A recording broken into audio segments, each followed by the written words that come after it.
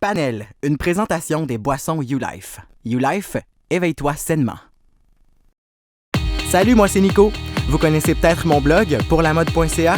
J'y rédige, gère les contenus et m'occupe des relations médias. Bref, tout ça en plus de travailler 40 heures comme conseiller en marketing de contenu pour une compagnie d'assurance et de faire des chroniques dans ta télé. Si j'ai une vie malgré tout, j'essaye. Je cours, je passe du temps avec les gens que j'aime et, le plus important, je mets ma story Snapchat à jour. Ben quoi, il faut bien avoir des priorités. Jade Québec, êtes-vous prêt à vous joindre à la discussion? Voici votre panel.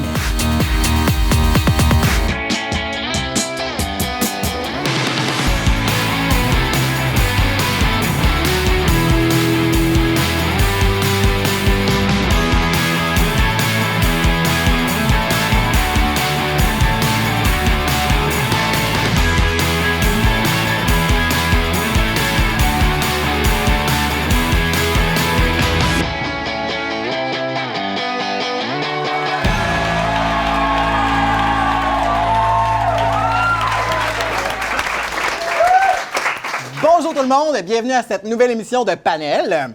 Aujourd'hui, on parle toujours de la génération Y, mais on parle de devenir des adultes. Pas toujours facile de devenir un adulte, right? Et c'est de ça qu'on va parler aujourd'hui, ce qui m'amène à vous dire bonjour les panélistes. Salut! Bonjour Katia. Salut! Bonjour Sarah. Hola! Et Gabriel. Bonjour. Merci encore une fois de faire partie de ce panel et d'avoir une grande gueule. Ça prend des grandes gueules ici. Donc, ce qui m'amène tout de suite à ne pas prendre plus de temps parce qu'on commence avec la première question.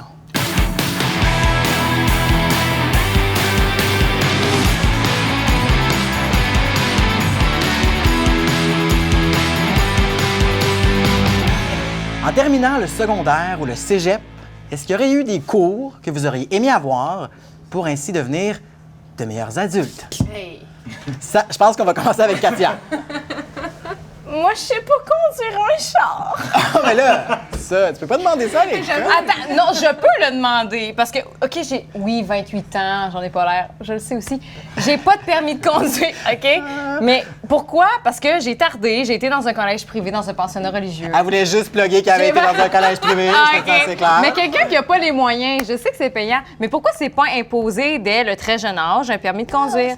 Pourquoi je sais pas cuisiner une sauce à spag, sauf têter mes parents rendus au cégep pour savoir comment survivre avec? Maman, tu fais ta prochaine sauce du camp. Exact, je veux savoir ça. Mais c'est des affaires de tous les jours. Parce que oui, on a une... Je connais mon Pythagore, je sais c'est qui Edgar Allan Poe. Puis je veux savoir, pareil, pourquoi je peux pas mettre 2 feuilles de tête dans ma sécheuse parce que ça sent vraiment bon, mais ça en prend juste une. Tu sais, oui. Hey, levez donc la main. Non, tu peux pas. Mais moi, j'en mets dans ma poubelle. Tes serviettes humides, man, mets-en 2. Mais moi, pour de vrai, là, je vais en ce sens-là, dans le sens que moi, je suis tombée dans la grève de la SAC à l'époque, là. Puis sincèrement, c'était un handicap, mais non, vraiment, là, c'était troublant. Puis tout, puis on a comme eu en retard. Puis je me dis, il y a des gens qui ont un cours qui savent pas conduire, puis il y a des gens qui prennent pas de cours, puis qui, comme toi, nous fait des livres à tous les jours. Puis, mais je pense que ça devrait être quelque chose comme, pour de vrai, là, forfait comme bonus pendant le secondaire, parents peuvent payer, ou toi, tu peux t'investir de plus, puis tu suis ton cours. Ouais. Et ou comment cuisiner la sauce à spaghetti, et ou comment savoir que ton char manque de frein. Non, changer. Oh oui, ça c'est clair. Pour de vrai, là, moi, sérieusement, là, le moment où c'est que j'apprends que mon char n'a plus de frein, que je peux être dangereuse publiquement, c'est à cause que mon auto fait mais ces petites choses sur les voitures qui coûtent tellement cher, genre au fur et à mesure, genre juste changer des pneus. On peut-tu genre apprendre à changer des pneus? Il y en a plein qui le savent, là. Il y en a plein qui... Moi, je le sais pas. Je sais pas. Non, ça, mais j'ai appris à faire des bobettes parachutes en coton qui gratte les couilles en économie familiale secondaire 3. Ça, j'ai appris ça, par exemple. Ça, c'est des cours qui se donnent plus maintenant. Non, là, vrai, bon, par exemple. ça va trahir mon âge, mais... T'as jamais cousu de boxeur? Moi, je suis un gars de la réforme. Fait quand t'as fait les toutous, excusez! Il vient de la réforme. Excusez! T'as eu des cours de économie communication. sociale, Ouais. économie tout court, éducation sexuelle, tout ça n'existe plus maintenant à l'école actuellement. Alors, c'est tous des cours qui, certains, ont peut-être eu, qui ne sont plus donnés maintenant. C'est très beau, mes boxeurs. Oui, moi aussi. T'as des motifs de char dessus. Fait qu'évidemment, tu sais, comment gérer un Que t'as budget pas à la dans le base, congé. là? Excuse-moi. Comment gérer un budget à la base, c'est pas quelque chose que t'apprend nécessairement. Mais Gab, je vais te reprendre dans nos cours d'économie non plus. On ne nous apprenait pas à comment gérer un budget normal. On nous disait, là, bon, ben, dans la vie, tu vas faire ci. On apprenait le taux, le pays, tu sais, l'affaire de 3 lettres, le PIB. Voilà.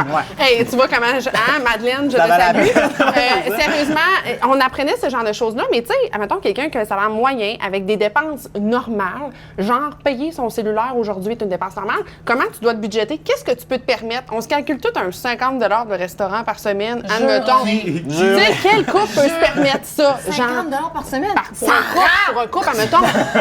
Non, mais tu comprends, on essaye de se permettre des extras dans notre budget pour se rendre compte au bout du compte que non, mon budget, c'est... Fait que la réalité de quelqu'un avec un salaire moyen, avec des dépenses normales, sans... Mettons qu'on se permet un petit extra dans le mois, je m'excuse, mais il n'y a personne qui nous a appris ça à l'école. Une poutine à 20$ dans le 50?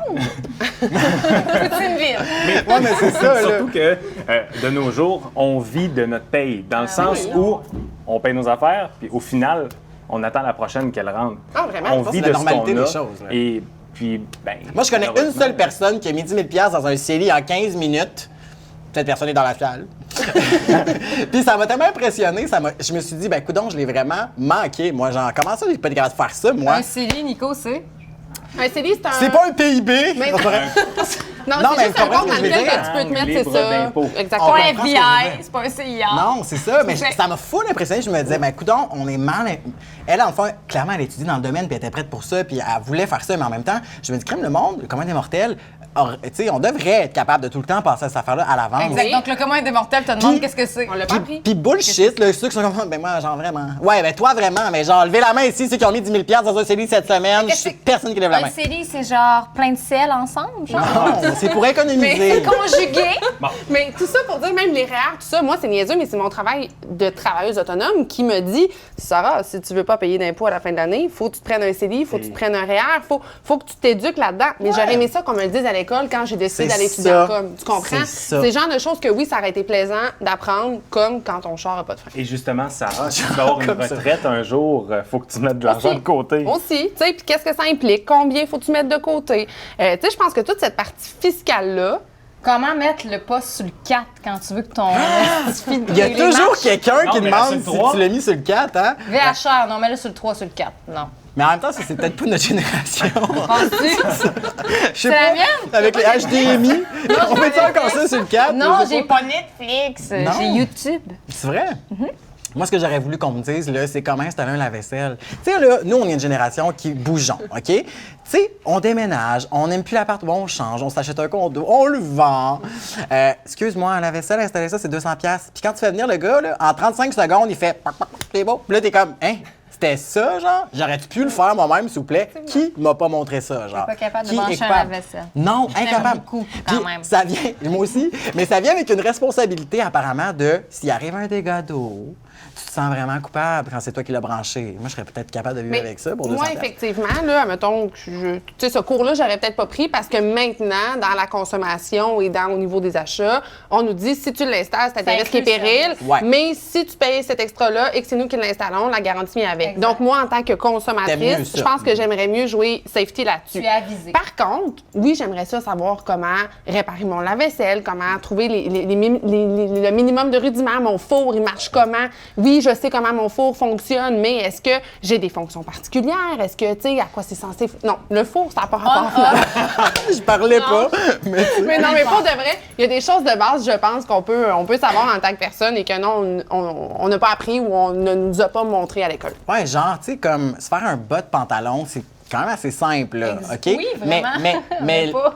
bien l'exécuter, tu sais, bien l'exécuter, c'est quand même quelque Mais moi, chose l'économie, j'ai de appris plus ça. touché. Ben c'est ça, mais moi, je l'ai pas appris, ça. Moi, en place, je faisais des toutous puis des bobettes. Tu comprends-tu? L'économie? Il y a comme c'est un peu disparate sur, tout dépendant de l'école que tu es allé, tout dépendant du type d'école où tu es allé aussi, tu as eu une certaine éducation, mais c'est pas uniforme. Et ça fait pas des citoyens qui ont les mêmes connaissances en bout de ligne. En même Je pense qu'on t'a élevé en fonction d'une génération qui a été élevée à d'une certaine façon, qui veulent transmettre leurs connaissances, mais ça bouge tellement beaucoup que moi, j'ai eu ma première maison l'année passée, puis j'ai eu les mêmes cours que vous, je pense, économie familiale, on fait des boxeurs en flanelle, puis on apprend à cuisiner des la muffins. compote de pommes, je sais pas trop, Tout sauf aux potes, exact. Ouais. Fait que là... Croustade aux pommes.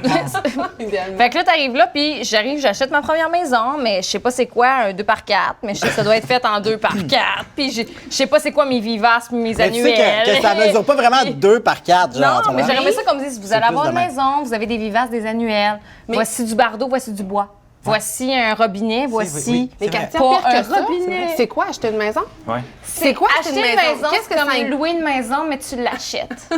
Mais pas de vrai, là. Qu'est-ce que ça inclut? Mais non, ma chérie, non.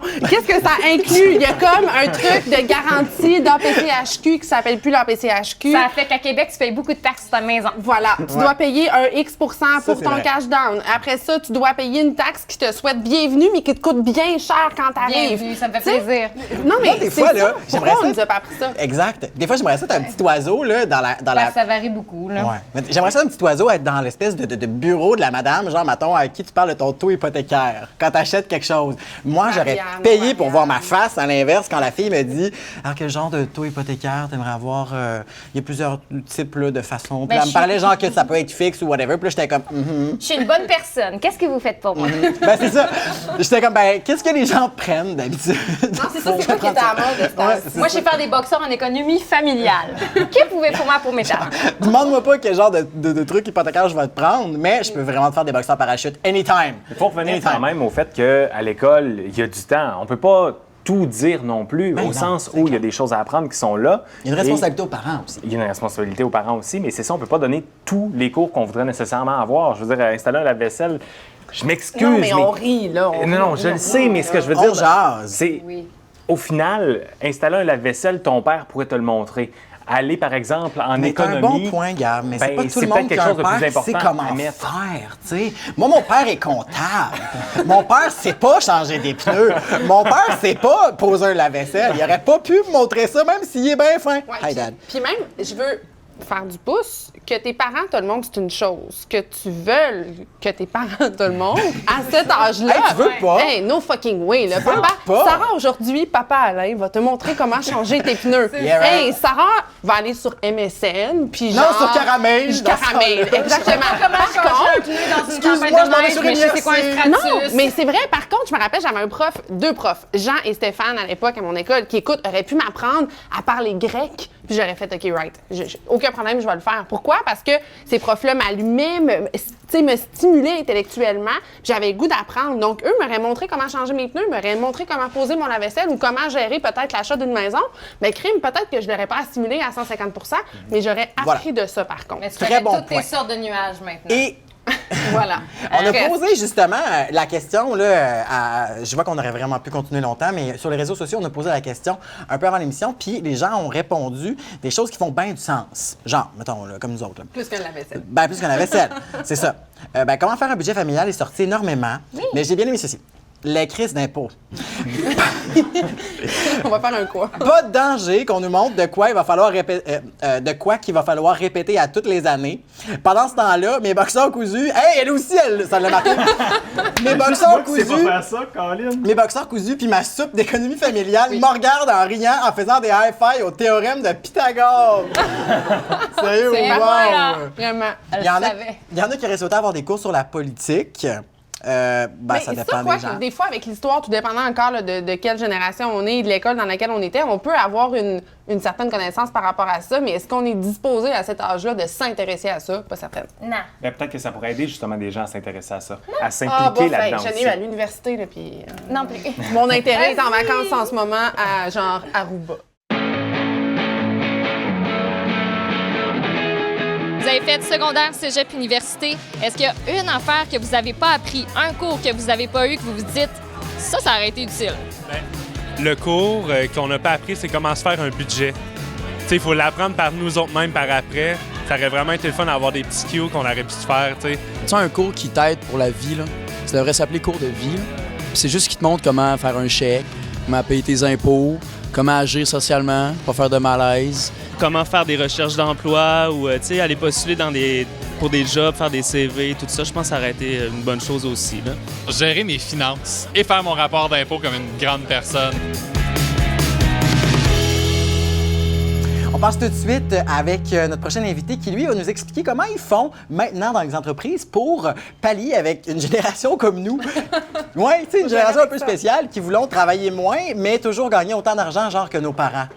Il y a maintenant des entreprises qui savent comment dealer avec du monde comme nous autres. On accueille Thomas Wilson, qui est co-directeur et directeur créatif chez Binox.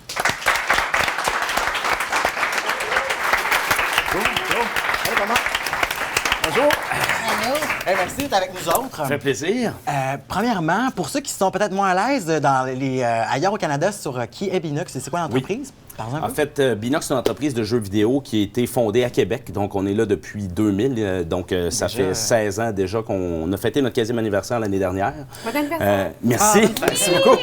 Et donc, oui, 15 ans de création de jeux vidéo à Québec. Donc, on travaille sur des franchises très importantes pour une firme qui s'appelle Activision. Peut-être qu'il y en a qui connaissent Call of Duty, ce genre de projet-là. C'est ce que j'allais donc, dire. Vous avez plusieurs jeux là, qu'on connaît avec les noms et tout ça, qui montrent tout le beau travail que vous faites. Oui. Oui. Comment vous faites chez Binox pour justement pallier avec une génération comme nous de gens un peu spéciaux? Bien, je t'écoutais et je me dis, mon Dieu, vous dévalorisez beaucoup, mais sans en parlant de vous comme ça, parce que j'ai tendance à penser que l'industrie du jeu vidéo, puis là, on va parler pour Binox, on va parler pour la région de Québec spécifiquement, plus l'industrie du jeu vidéo. En fait, la génération Y apporte beaucoup. La grosse différence que je dirais comparativement au moment où moi je suis rentré sur le marché du travail, c'est l'offre et la demande. Et ce que ça fait, ça, c'est que les Grecs ont l'occasion de pouvoir marchander davantage les endroits où ils peuvent vouloir travailler. Parce qu'en fait, il y a plus de possibilités. Voilà. Quand j'ai commencé dans l'industrie du jeu vidéo, il y avait à peine une entreprise à Québec. Maintenant, il y en a plusieurs.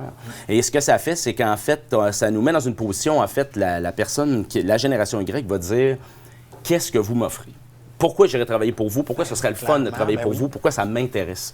Parce qu'il y a d'autres endroits où il est possible de magasiner. Et donc, ce que ça fait, c'est qu'on doit proposer, en fait, une formule, en fait, offrir un contexte d'environnement, un contexte de travail qui va amener quelqu'un à vraiment se dire, c'est là que je veux travailler. Comme quoi chez Binox, genre? Moi, c'est ça. Est-ce que vous faites comme chez Google, où c'est que vous offrez un 15 minutes de sommeil à chaque journée? Est-ce que vous avez le droit de boire de la bière à 5 heures le vendredi soir?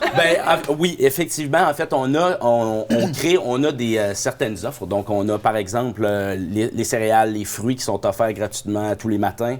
On a le 5 à 7 du vendredi avec bière, chips, c'est tout le kit. Ça fait partie des trucs qui sont là, mais aussi ça se définit dans la culture d'entreprise qu'on crée. C'est pas juste la bière puis les chips le vendredi, ça c'est bien fun. Là. Mais en fait, ce qu'on essaie de créer, c'est un environnement de travail qui est stimulant. Parce qu'en fait, ce que je pense qui définit beaucoup la génération Y, c'est l'importance de s'accomplir dans une tâche où on va se sentir valorisé, on va se sentir engagé. Puis, dans le domaine des jeux vidéo, c'est un travail d'équipe et donc c'est vraiment important pour les gens avec qui on travaille de se dire pourquoi je me lève tous les matins, pourquoi j'irai travailler chez Binox. Oui, c'est ça, on veut cette vocation-là. Exactement. Là. Donc on veut que les gens se sentent stimulés par les projets qu'on fait puis la culture qu'on établit. Question un peu niaiseuse, là, parce que je me l'ai fait dire récemment, puis j'ai comme été insultée de ça. Puis je veux qu'on revise ça. Toi puis moi, on va s'en occuper. Il l'a pas dit. Je me suis fait dire que l'industrie du jeu vidéo, même au Québec, ça concerne uniquement les gens anglophones, ceux qui veulent travailler pour l'industrie du jeu vidéo. Je trouve ça dommage parce que je sais que ça implique des scénarios bilingues. Je sais que souvent les jeux vont être de renommée internationale, peut-être même mondiale. Oui. C'est triste pour un petit gars qui naît à Québec, qui n'est pas parfaitement bilingue, mais qui a des belles capacités de création dans les jeux vidéo et tout, mais qui ne peut pas y aller parce qu'il n'est pas parfaitement bilingue. Est-ce que c'est vrai? C'est totalement faux. Donc, on va clarifier ça. On va clarifier ça tout de suite. Non, en fait, il y a énormément de Québécois qui travaillent dans l'industrie. Les Québécois, on est réputés pour être... on fait partie de ceux qui créent les jeux vidéo les plus extraordinaires au monde. Puis, en fait, non, tu peux tout à fait parler français et travailler dans l'industrie. Connaître l'anglais, c'est utile dans ton travail si tu as interagi, par exemple, avec des clients américains. Mais là, ça devient utile. Je pense que ça, justement, comme tu t'en allais pour dire ça, c'est un peu la force de notre génération à nous. Je pense que de plus en plus, notre génération est pas mal bilingue, dans le sens où il y a beaucoup de gens maintenant qui vont écouter la télé en anglais. On a plus de postes anglophones maintenant, facile d'accès. Puis je pense que c'est de moins en moins un problème, justement, pour votre entreprise, ça doit être... Oui, effectivement. Ça dépend c'est qui travaille, à quel quelle fonction, quel poste. Il y a des endroits, effectivement, être bilingue, certaines fonctions qui sont utiles. Dans le cadre de mon travail, par exemple, il faut vraiment que je puisse interagir avec des clients. Et donc là, à ce moment-là, l'anglais devient primordial. Mais dans le contexte du travail de tous les jours, pas nécessairement. On recherche plutôt des gens qui ont le talent brut, qui vont nous amener finalement quelque part. Puis ça, à ce moment-là, pas obligé de se Comment ça se passe, cette façon-là, justement, de trouver des façons d'avoir une meilleure rétention, genre de jeunes chez vous, retenir le personnel puis attirer le personnel? Comment on devient créatif? En fait, je dirais que c'est en ayant ce que je définirais comme étant une culture innovante au niveau de la rétention. C'est-à-dire, qu'est-ce qu'on fait pour se dire, moi, j'aime travailler chez Binox parce que... et donc, ce qu'on va faire, c'est qu'on va tenter de toujours créer un environnement stimulant, entre autres au niveau du club social, où on va organiser énormément d'activités. Disons, une bière, ça paye, puis une bière le vendredi. Oui, il y a ça, mais il y a beaucoup en fait, d'organisations d'activités en dehors du travail, comme par exemple le go-kart, aller au cinéma ensemble, faire des soirées gaming, ce genre de trucs-là qu'on va faire. Puis aussi, ce qu'on va tenter de faire, c'est de créer une culture dans laquelle les activités vont faire en sorte qu'on va se créer des amis, pas juste des collègues de travail. Mais quand tu parlais de la motivation le matin à se lever puis à vouloir aller travailler, le social dans le travail en fait partie aussi, je pense. Là. Nécessairement, c'est pas juste la bière le vendredi, c'est de cultiver des liens qui sont significatifs pour vouloir... Oui, je pense qu'on va garder Thomas pour la semaine prochaine en plus, parce que... ou garde-moi une place dans l'entreprise, c'est moi, je lâche ma job, je pars tout de suite. Fait que je veux une bière le vendredi. Merci beaucoup, Thomas, d'avoir accepté l'invitation de venir à l'émission. On continue tout de suite avec la deuxième question.